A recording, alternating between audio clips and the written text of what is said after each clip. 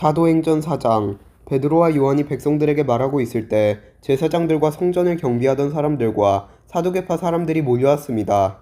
그들은 두 사도가 백성들에게 죽은 자 가운데서 부활하신 예수님을 가르치고 그들에게 설교하는 것 때문에 마음이 편치 않았습니다.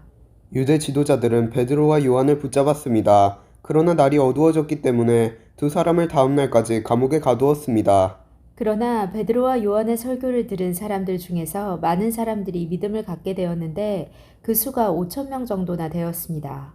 이튿날 유대 통치자들과 장로들과 율법사들이 예루살렘에 모였습니다. 대제사장 안나스를 비롯하여 가야바, 요한, 알렉산더, 그리고 대제사장 가문에 속한 사람들이 다 모였습니다.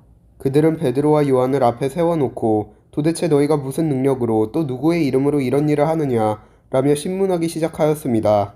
그때 베드로가 성령으로 충만하여 그들을 향해 다음과 같이 대답했습니다. 백성의 통치자와 장로님들, 여러분이 묻고자 하는 것이 오늘 우리가 태어날 때부터 걷지 못하는 사람에게 행한 선한 일에 관한 것입니까? 그 사람이 어떻게 해서 낫게 되었는지를 묻는 것입니까? 그렇다면 여러분들과 모든 이스라엘 백성은 이것을 아셔야 합니다.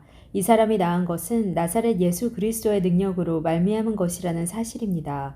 여러분들은 십자가에 못 박았지만 하나님께서 다시 살리신 나사렛 예수 그리스도의 이름으로 이 사람이 완전히 나음을 얻어 여러분 앞에 서 있습니다. 이 예수님은 건축자들이 버린 돌이지만 집 모퉁이의 머릿돌이 되셨습니다. 예수님 외에는 다른 어떤 이에게서도 구원을 받을 수 없습니다. 하나님께서는 온 세상에 우리가 구원받을 만한 다른 이름을 주신 적이 없습니다. 공의회 의원들은 베드로와 요한이 교육을 받지 못한 평범한 사람인 줄 알고 있었는데 이렇게 담대하게 말하는 것을 보고 놀랐습니다. 그제서야 비로소 그들은 베드로와 요한이 예수님과 함께 있던 사람이라는 것을 알게 되었습니다. 그들은 태어날 때부터 걷지 못하던 사람이었다가 지금은 나은 사람이 베드로와 요한 곁에 서 있는 것을 보고는 더 이상 아무것도 물을 수가 없었습니다. 그래서 그들은 베드로와 요한에게 공의회에서 나가 있으라고 한 뒤에 서로 의논하였습니다. 이 사람들을 어떻게 하면 좋겠소? 예루살렘에 사는 사람이라면 누구나 이들이 큰 표적을 행한 것을 알고 있소. 그리고 우리도 그것을 부인할 수 없소. 하지만 이 일이 사람들 사이에 더 이상 퍼지지 않게 하기 위해서라도 앞으로는 예수님 이름으로 아무에게도 말하지 말라고 그들에게 경고해두는 것이 좋을 듯하오.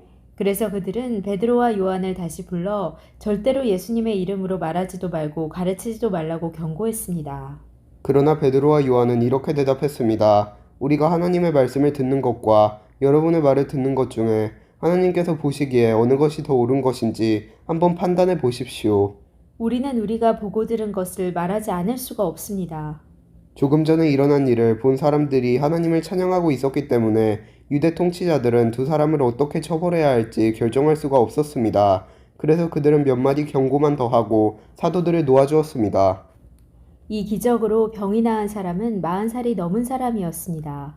베드로와 요한은 유대 통치자들에게서 풀려나자 동료들에게로 가서 대제사장과 장로들이 자기들에게 한 말을 그대로 전해주었습니다. 동료들은 그 말을 듣고 소리를 높여 한마음으로 하나님께 기도했습니다. 하늘과 땅과 바다와 그 가운데 있는 모든 것을 창조하신 전능하신 주님. 주님께서는 주님의 종인 우리 조상 다윗의 입을 빌려 성령으로 이렇게 말씀하셨습니다. 어찌하여 민족들이 화를 내며 어찌하여 백성이 헛된 계획을 세우는가. 세상의 왕들이 일어나며 통치자들이 주님과 그분의 그리스도를 대항하기 위해 한자리에 모였다. 실제로 헤롯 안티파스와 본디오 빌라도가 이방인들과 이스라엘 백성과 합심하여 주님의 거룩한 종이며 주님께서 기름 부어 그리스도로 세우신 예수님에 대해 음모를 꾸미기 위해 이곳 예루살렘에 모였습니다. 이전에 주님께서 주님의 능력과 뜻대로 계획하신 일을 이 사람들이 그대로 행하였습니다. 주님, 이제 그들이 우리를 위협하고 있는 것을 굽어 살피소서. 또 주님의 종들이 주님의 말씀을 담대하게 말할 수 있도록 용기를 주소서. 주님의 손을 펼쳐 병을 낫게 해주시며 주님의 거룩한 종 예수님의 이름으로 표적과 기적을 행하소서. 제자들이 기도를 마치자 그들이 모여있는 곳이 흔들렸습니다. 제자들은 모두 성령으로 충만해져서 하나님의 말씀을 담대하게 전하였습니다.